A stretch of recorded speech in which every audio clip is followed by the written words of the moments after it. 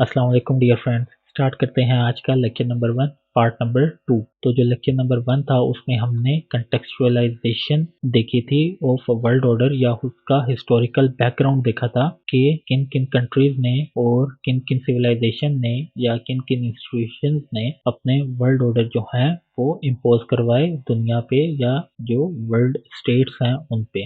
तो आज से हम अपने प्रॉपर जो लेक्चर्स हैं उनको स्टार्ट करते हैं, देखते हैं कि जो वर्ल्ड ऑर्डर है उसके फीचर्स क्या हैं। The first feature of world order is कि world order must be according to human nature, कि जो भी स्टेट जो भी सिविलाइजेशन अपना एक ऑर्डर दे वो अकॉर्डिंग टू ह्यूमन नेचर हो। फर्ज करें या कंपेयर करें जो यूएस का ऑर्डर है और चाइना का जो ऑर्डर है। यूएस का जो ऑर्डर है उसको अगर हम देखें तो वहाँ पे फ्रीडम ऑफ स्पीच है, राइट टू वोट है, हर किस्म की आज़ादी है, लिबरलाइजेशन है, इंडिविजुअलिज्म है। और अगर हम चाइना के वर्ल्ड ऑर्डर को देखें तो वो क्या है, वो अथॉरिटेरियन रूल है। पहले वो कम्युनिस्ट थे, वो अब अथॉरिटेरियन एक स्टेट है जहाँ पे ना तो फ्रीडम ऑफ स्पीच की कोई वैल्यू है, ना उनको जो वोटिंग राइट्स हैं उनका कोई हक हासिल है। अगर आप कंपेयर करें तो कौन सा जो वर्ल्ड ऑर्डर है वो ह्यूमन नेचर के करीब है? ऑब्वियसली यूएस, क्योंकि एक ह्यूमन जो है वो कंफाइनमेंट में नहीं रह सकता, उसको कंफाइन नहीं किया जा सकता, उसकी सोच को कंफाइन नहीं किया जा सकता। तो जो वर्ल्ड ऑर्डर है उसका जो फर्स्ट फीचर है वो ये डिमांड करता है कि जो वर्ल्ड ऑर्डर है वो अकॉर्डिंग टू ह्यूमन नेचर होना चाहिए। अगर वो अकॉर्डिंग टू ह्यूमन नेचर नहीं होगा देन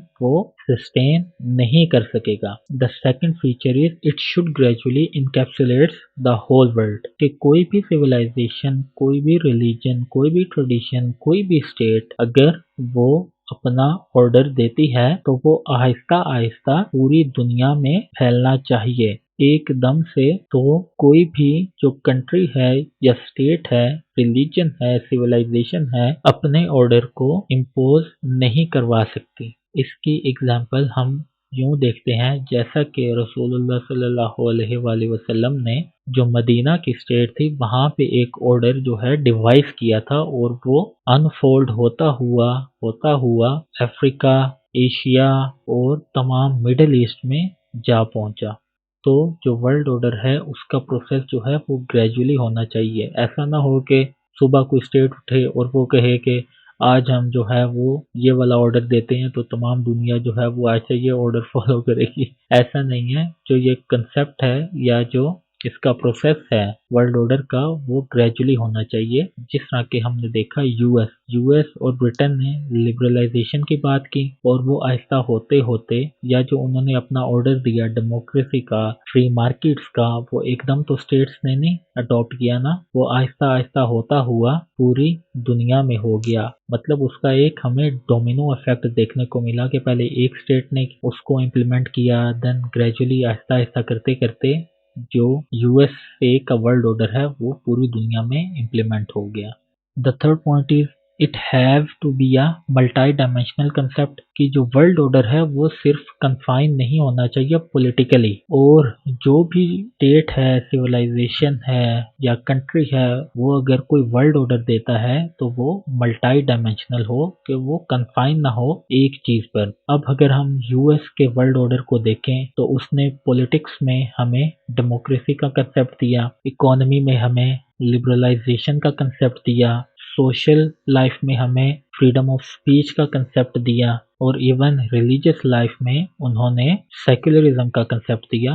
तो जो वर्ल्ड ऑर्डर है वो मल्टी डायमेंशनल होना चाहिए, वो कन्फाइन ना हो कि कोई भी स्टेट है, कंट्री है, वो जस्ट अपना पॉलिटिकल ऑर्डर ही दे, वो रिजेक्ट किया जाएगा। The fourth point is it is always regulated for the benefit of states, कि वर्ल्ड ऑर्डर ऐसा होना चाहिए कि उससे स्टेट्स जो हैं वो फायदा उठा सकें। आप देखते नहीं हैं कि यूएस का जो इकोनॉमी का ऑर्डर है फ्री मार्केट्स, तो उससे स्टेट फायदा उठा रही हैं कि नहीं उठा रही? बॉर्डर जो हैं वो ओपन है, फ्री मार्केट का कंसेप्ट है, जिस स्टेट को जिस चीज की भी जरूरत है तो वो इजीली इंपोर्ट या एक्सपोर्ट करके अपने वहाँ की जो स्कार्सिटी है, किसी चीज की भी जरूरत है, किल्लत है, तो उसको वो पूरा कर सकते हैं। तो जो भी कंट्री, जो भी स्टेट वो अपना कोई ऑर्डर दे तो वो दूसरी जो स्टेट्स हैं उनके लिए फायदा मंद होनी चाहिए। The last one is a country must show consciousness to become a hegemon, कि जो कंट्री है उसे ये विलिंगनेस जो है वो शो करनी है कि मैं अपना वर्ल्ड ऑर्डर जो है या जो हेजेमोन है मैं बनने के काबिल हूँ या अहल हूँ या मैं बनना चाहता हूँ, क्योंकि एक हेजेमोन बनना कोई आसान बात नहीं है। वर्ल्ड अफेयर्स को गवर्न करना बहुत मुश्किल है। मैं आपको एग्जांपल देता हूँ कि वर्ल्ड वॉर वन के बाद ब्रिटेन जो है वो बिल्कुल डेवस्टेट हो गया। उसकी सकत नहीं थी कि वो अपनी कॉलोनीज को भी देख सके और जो पूरे जो वर्ल्ड ऑर्डर है या जो वर्ल्ड अफेयर्स हैं उनको भी गवर्न कर सके। तो उन्होंने वर्ल्ड वॉर वन के बाद यूएस को पेशकश की कि आप जो हैं अब से दुनिया के जो अफेयर्स हैं उनको चलाएं, लेकिन यूएस ने जो है कोई विलिंगनेस जाहिर नहीं की थी। यूएस ने विलिंगनेस वर्ल्ड वॉर टू के बाद जाहिर की थी कि हाँ अब हम पोजीशन में हैं कि अब हम अपना वर्ल्ड ऑर्डर दे सकें, और हमें वो वर्ल्ड ऑर्डर जो है वो नज़र आता है ब्रेटन वुड सिस्टम में, मार्शल प्लान में, जिनको हम आगे बहुत डिटेल से कवर करेंगे।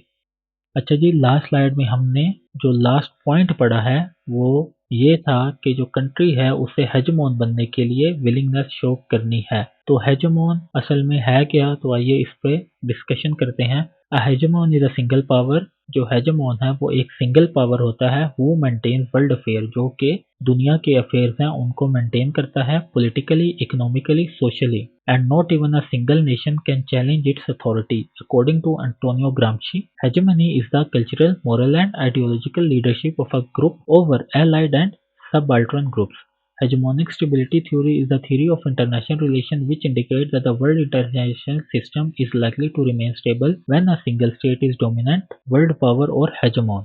अच्छा जी, हेजमोन जो है वो हम यूज करते हैं as a term for super power. तो ये एक ऐसी सिंगल पावर होती है जो कि दुनिया के तमाम अफेयर्स को चलाती है और कोई भी नेशन जो है वो उसकी अथॉरिटी को चैलेंज नहीं कर सकती। तो जो हेजेमोनिक स्टेबिलिटी थ्योरी है वो ये कहती है कि इंटरनेशनल अफेयर्स को गवर्न करने के लिए एक ऐसी सुपर पावर होनी चाहिए जिसका कहना सब माने। ज्यादा दूर की बात नहीं है, 2019 में जब पाकिस्तान और India after Balakot strikes in दोनों स्टेट्स में एस्केलेशन बढ़ गई और बात इवन न्यूक्लियर वॉर तक आ गई, तो यूएस ने दोनों को बिठाया, समझाया और पानी पिलाया कि ठंडे रहो, तो तभी जो वॉर है वो जाके रुकी। और पास में भी अब अगर हम देखें तो बहुत सारी ऐसी एग्जांपल्स हैं जहाँ पे यूएस है उसने अपने हेजेमोन होने का फायदा उठाया और बहुत सारे जो इवेंट्स हैं जिनके आउटकम्स जो हैं वो बहुत बुरे होने थे अगर वो इंटरवीन ना करता।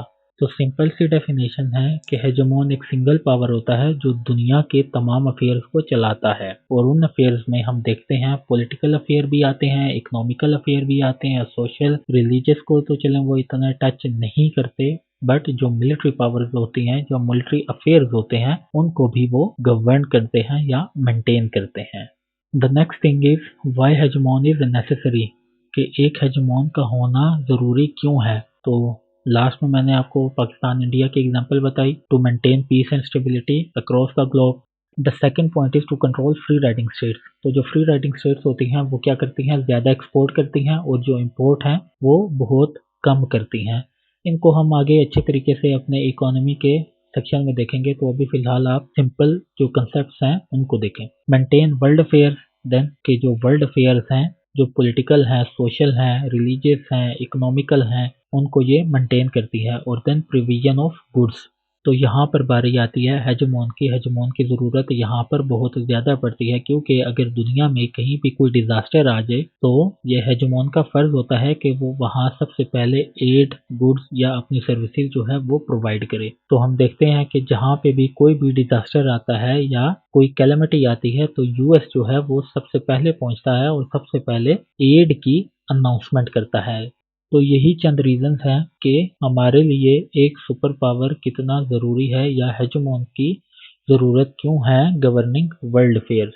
अच्छा जी, the next point is prerequisite to become a hegemon. अब हमने देख लिया कि हेजमोन क्या होता है, उसका क्या रोल है और क्यों ज़रूरी है, लेकिन हेजमोन बन कौन सकता है तो उस पर हम देखते हैं। सबसे पहले है इनॉर्मस मिलिट्री पावर। देखें कोई भी इंसान को चीज अचीव करनी है तो उसके कुछ प्री रिक्विजिट्स हैं।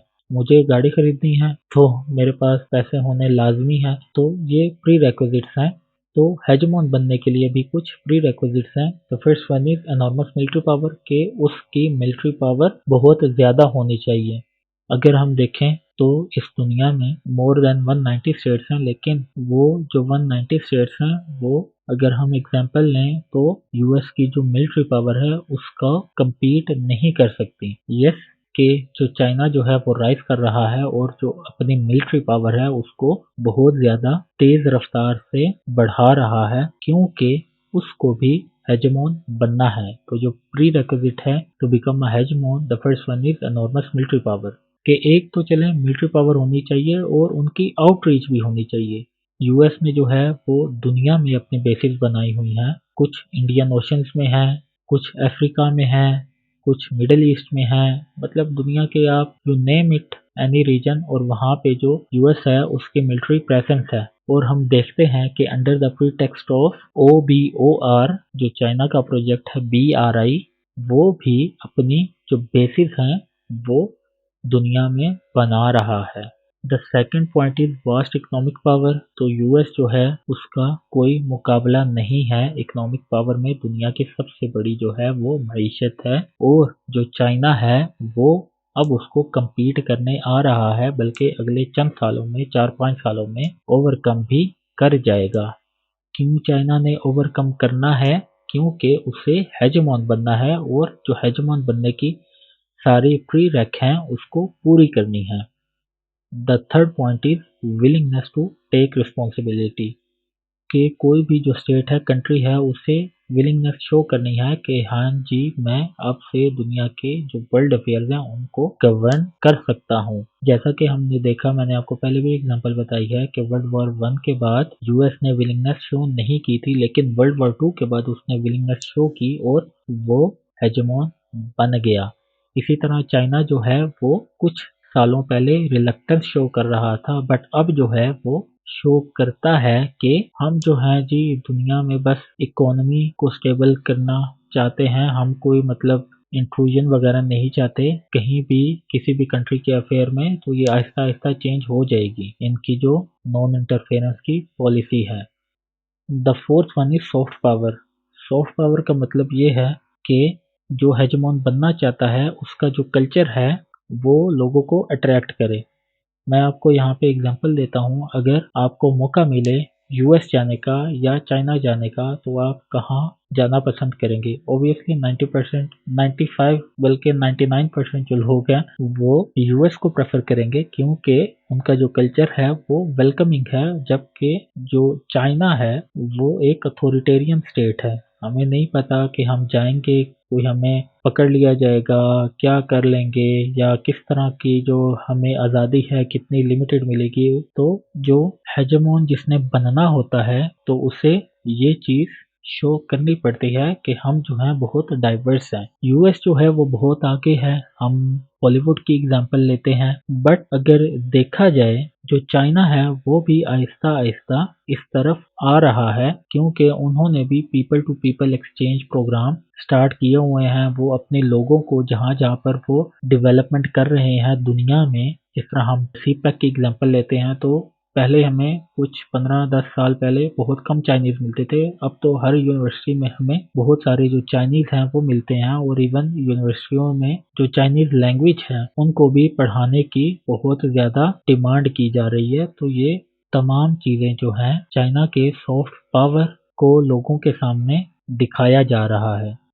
The fifth one is commitment to sustain global order. कि जो भी हेजमोन है उसे कमिटेड रहना है कि कहीं भी दुनिया में कोई भी डिजास्टर होता है तो उन्होंने उस इशू को रिजॉल्व करना है। ऐसा नहीं है कि जैसे ही कोई कंट्री हेजमोन बन जाए और वो कहे बाकी दुनिया जाए भाड़ में, हम बस अपना काम करते रहें। जैसे कि हमने ट्रंप के टाइम पे देखा, ट्रंप ने जो है अमेरिका फर्स्ट पॉलिसी को अडॉप्ट किया, उसने इमिग्रेंट्स को रोका, बहुत सारे जो इश्यूज हैं उनको भी रेज किया। तो ये उनके हेजमनी के अगेंस्ट था। बट बाद में जब जो बाइडेन आया तो उसने थोड़ा सा फिर से जो यूएस की लेजिटिमेसी थी उसको रिस्टोर करने की कोशिश की। The six one is legitimate, कि उससे लेजिटिमेट होना है, उसे जो दुनिया के तमाम कंट्रीज है उसे मानना है कि हाँ भाई तुम हेजमोन बन गए हो, अब हमारी वफादारियां तुम्हारे साथ हैं। तो जो हेजमोन है उसे लेजिटिमेट होना है। The next point is hegemonical shift from Britain to USA, कि ये जो शिफ्टिंग ऑफ पावर है वो कैसे हुई। असल में हिटलर ने वर्ल्ड वॉर टू के टाइम जो ब्रिटेन है उसको तबाह कर दिया। हमने देखा कि सिवाय चंद इलाकों के जो हिटलर है उसने पूरे इंग्लैंड में सफाया कर दिया। इवन जो लंदन था इन वर्ल्ड वॉर टू वो बिल्कुल ही खत्म हो गया था। तो ब्रिटेन जो है वो इतनी अच्छी पोजीशन में नहीं था कि वो अपना घर भी देखे और जो पूरी दुनिया है उसको भी या उसके भी जो अफेयर्स हैं वो गवर्न करें। देन जो यूएस है वो फिर ड्रामेटिकली इंटर हुआ। कैसे? जब उसने देखा कि वर्ल्ड वॉर टू से इतनी ज्यादा तबाही हो रही है तो उसने जापान पर न्यूक्लियर अटैक्स किए, हिरोशिमा और नागासाकी पर। देन जो वर्ल्ड वॉर टू थी वो रुक गई। तो तमाम दुनिया को सिग्नल उन्होंने पहुंचा दिया कि आज से हम जो हैं वो बॉस हैं। और जैसे ही यूएसए जो है एटॉमिक बॉम्ब के थ्रू वर्ल्ड वॉर टू को उसने रोका, देन उसने आते साथ ही अपना जो ऑर्डर है उसको इम्पोज किया। तो देखते हैं जी कौन कौन से जो ऑर्डर हैं उसने इम्पोज किए। At the end of world war two the US impose its own political liberal world, जो अपना जो लिबरल वर्ल्ड का पॉलिटिकल ऑर्डर है वो उसने दिया कि स्टेट्स जो हैं वो अब कोऑपरेशन पे जाएंगी, ना कि वॉर्स के थ्रू जो है वो अपने हल तलाश करेंगी। The post war architecture of world economy was largely fashioned by US with the hope of reconstructing liberal international economic system. Political order देने के बाद यूएस ने जो दुनिया की इकोनॉमी थी उसको सस्टेन किया, अपना एक फ्री मार्केट का जो आइडिया है वो दुनिया को दिया। और जहां जहां पर डेवस्टेशन हुई थी वहां वहां पर डेवलपमेंट प्रोग्राम शुरू किए, जिनमें मार्शल प्लान जो है वो सरे फहरिस्त है। In social arena, the US supported individualism and advocated the freedom of speech. This narrative has attracted people across the globe. और सोशल ऑर्डर में यूएस ने इंडिविजुअलिज्म को प्रमोट किया, फ्रीडम ऑफ स्पीच को प्रमोट किया और उस नैरेटिव ने दुनिया में बहुत नाम कमाया। लोग आज भी फ्रीडम ऑफ स्पीच को इतना ज़्यादा एडवोकेट करते हैं, तो ये सभी यूएसए की मरहूम मिन्नत हुआ।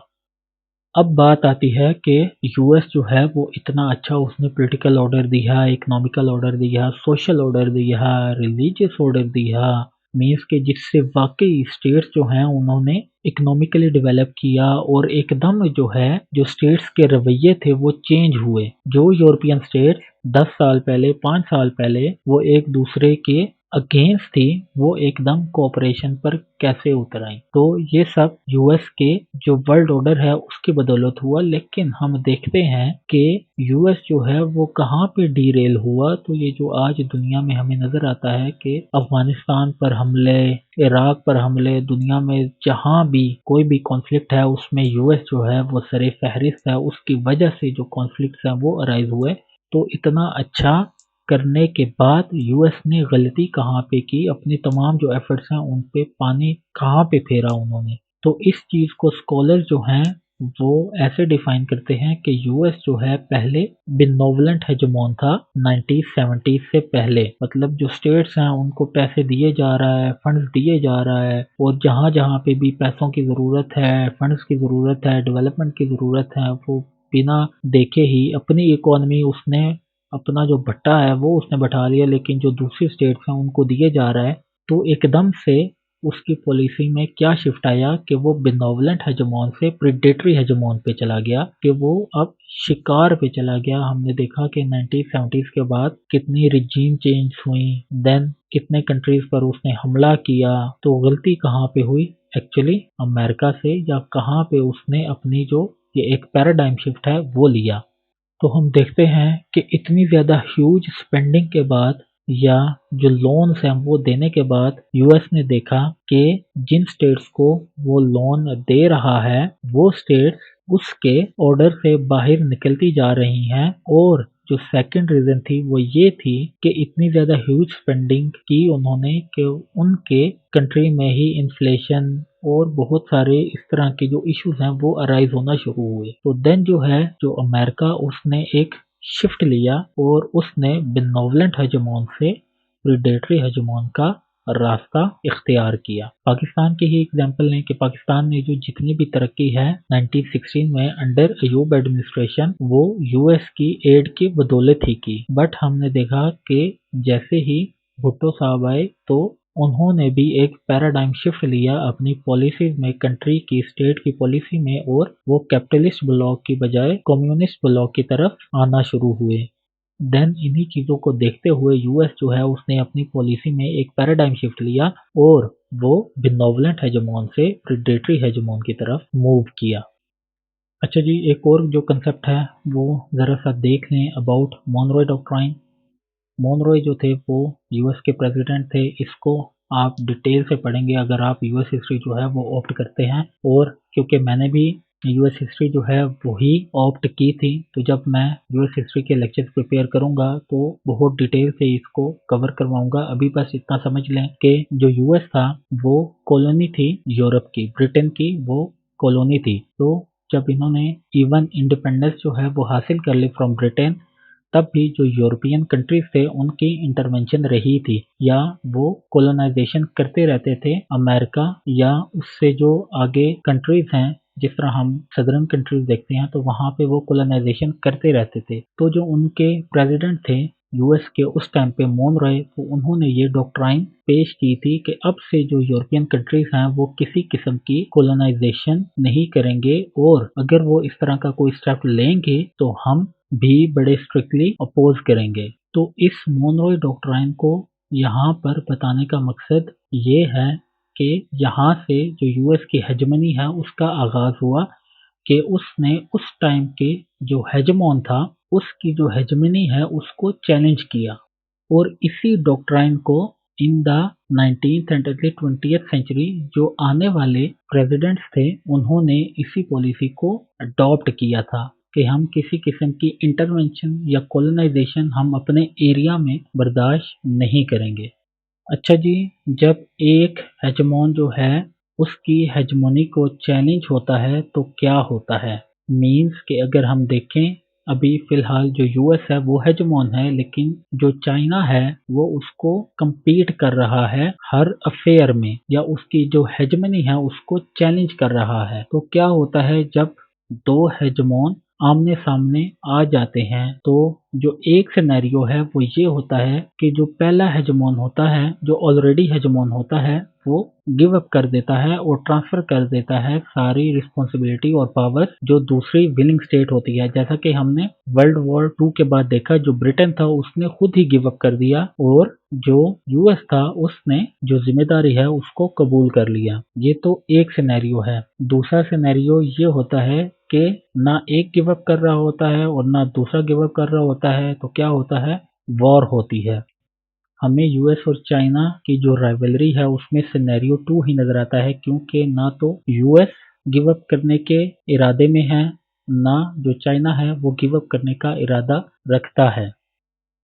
War happens if the revisionist power challenges the status को।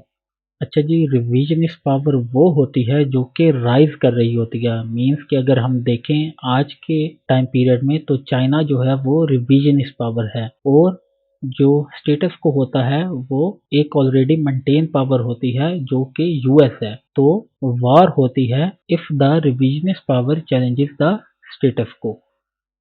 थूसीडाइड ट्रैप क्या है? आप न्यूज़पेपर पढ़ते हैं या कोई बुक पढ़ते हैं तो वहाँ पे ये आपने टर्म सुनी होगी। Thucydides trap is a term popularized by American political scientist Graham T. Allison to describe an apparent tendency toward war when an emerging power threatens to displace an existing great power as a regional or international hegemon।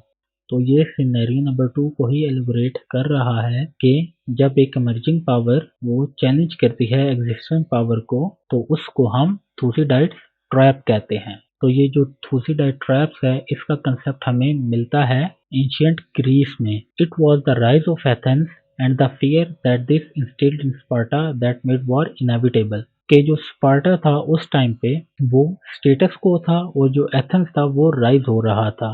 तो जब एक emerging power जो कि Athens था उसने challenge किया Sparta की hegemony को, स्टेटस को, तब वॉर जो है उन दोनों के बीच में हुई।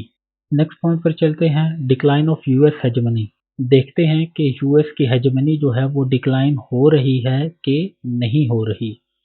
The first point is democratic states are retreating. अगर हम देखें तो दुनिया में जितनी भी डेमोक्रेटिक स्टेट्स हैं वो डेमोक्रेसी से पीछे हट रही हैं कि नहीं हट रही, वो अथॉरिटेरियनिज्म की तरफ जा रही हैं। और अथॉरिटेरियनिज्म की तरफ जाना मीन्स कि जो यूएस का लिबरल ऑर्डर था, जो डेमोक्रेसी को प्रमोट करता था, वो स्टम्बल हो रहा है, वो क्रम्बल हो रहा है, वो गिर रहा है। India is the perfect example. चले, हम पे तो फिर भी सवाल उठते हैं कि हम तो कभी डेमोक्रेटिक कंट्री रहे ही नहीं, हम तो एक हमेशा से हाइब्रिड कंट्री ही रहे हैं। बट इंडिया जो है वो आहिस्ता आहिस्ता रिट्रीट हो रहा है from democratic values under Modi administration, क्योंकि वहाँ पे जो माइनॉरिटीज हैं उनका रहना मुश्किल है। वहाँ पे जो उनकी अपनी क्लासेस हैं, जो हिंदू में क्लासेस हैं, ब्राह्मण, वैश्य, काष्ट्रिया और दलित, उनमें भी बहुत ज़्यादा फर्क आ रहा है। तो जो डेमोक्रेटिक वैल्यूज हैं इंडिया में वो रिट्रीट हो रही हैं and it is signalling out that जो यूएस ने अपना ऑर्डर दिया था अबाउट लिबरलिज्म वो डिक्लाइन हो रहा है। The second point is America soft power is declined, कि अमेरिका की जो सॉफ्ट पावर है वो डिक्लाइंड हो चुकी है। हमने देखा कि अमेरिका जो था वो पहले बिनोवलेंट हेजमोन था, देन वो प्रेडेटरी हेजमोन बन गया, क्योंकि पहले वो फंड्स वगैरह देता था, डेवलपमेंट के प्रोजेक्ट्स करता था, बट अब जो है वो कहीं पे भी किसी भी टाइम पे भी हमला कर देता है और उसको कोई पूछने वाला नहीं, और दुनिया में जो उसकी एक शनाख्त है वो ख़त्म हो रही है। और जो वर्ल्ड ऑर्डर का प्री-रेक था उनमें सॉफ्ट पावर भी शामिल थी। The third point is US became benevolent hegemon to predatory hegemon. The fourth point is China is globally advancing. जो चाइना है वो ग्लोबली एडवांस कर रहा है in all fields of life, चाहे वो इकोनॉमिकली हो, वो सोशली हो, वो पॉलिटिकली हो। इकोनॉमिकली तो अगर हम देखें तो अगले चंद सालों में वो अमेरिका को पीछे छोड़ देगा। अगर हम पॉलिटिकली देखें तो आपको नज़र आएगा कि जो चाइना का गवर्नेंस मॉडल है उसको बहुत सारी स्टेट जो हैं वो इम्प्लीमेंट करने के ख्वाहिश रखती हैं। अगर हम पाकिस्तान के एग्जांपल लें तो हमारे जो लास्ट पीएम थे उन्होंने इस चीज़ की ख्वाहिश को जाहिर किया था कि चाइना ने इस वजह से तरक्की की क्योंकि उनका जो मॉडल है, वो जो गवर्नेंस मॉडल है वो बहुत स्ट्रॉन्ग है, मीन्स एक अथॉरिटेरियनिज्म है, क्योंकि वहाँ पे फैसले लेने आसान होते हैं। तो जब एक बंदे के हाथ में पावर आती है तो स्टेट्स जो हैं वो तरक्की कर जाती हैं, बट उनके कंसिक्वेंसेस भी होते हैं। अभी हम उसमें नहीं जाएंगे, इंशाल्लाह आगे आने वाले लेक्चर में हम इस चीज़ को भी कवर करेंगे। The fifth point is the spiritless role of US in world affair. ज़्यादा दूर जाने की बात नहीं है। जब कोविड-19 आया यूएस ने तो अमेरिका फर्स्ट की पॉलिसी जो है वो अडॉप्ट कर ली कि हम जो हैं वो पहले अपनी पब्लिक को बचाएंगे, हम पहले अपने इंटरेस्ट देखेंगे, देन जो है वो हम बाकी कंट्रीज़ को जो असिस्टेंस है वो प्रोवाइड करेंगे। और इवन उस टाइम पे डोनाल्ड ट्रंप साहब ने चाइना को ही जिम्मेदार ठहराया about spreading of corona virus, but जो चाइना था वो उभर के सामने आया। उसने तमाम जो दुनिया की स्टेट्स हैं विदाउट एनी डिस्क्रिमिनेशन उसने मास्क की फराहमी से लेके वैक्सीन की फराहमी तक कोई कसर नहीं छोड़ी। तो ये एक एग्जांपल है कि जो चाइना जो है वो अब वर्ल्ड अफेयर्स में अपने आप को मनवाना चाहता है। The last point is paradigm shift from North Atlantic to Asia Pacific, कि दुनिया की जो इकोनॉमी है वो अब शिफ्ट हो रही है North Atlantic region to Asia Pacific, क्योंकि एशिया जो है वो अब बहुत बड़ी मार्केट बनने जा रहा है, क्योंकि दुनिया की जो आधी से ज़्यादा पॉपुलेशन है वो एशिया में ही रहती है। तो ये जो पैराडाइम शिफ्ट है from North Atlantic to Asia Pacific, इसको हम अपने आने वाले लेक्चर्स में बहुत डिटेल से कवर करेंगे कि क्या क्या वहाँ पर डेवलपमेंट्स जो हैं वो हो रही हैं इस रीजन में।